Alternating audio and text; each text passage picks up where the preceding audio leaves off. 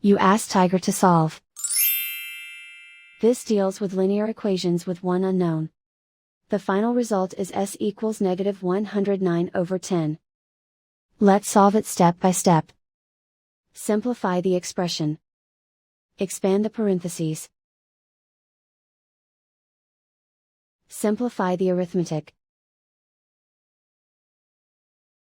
Group all constants on the right side of the equation. Add 70 to both sides. Simplify the arithmetic.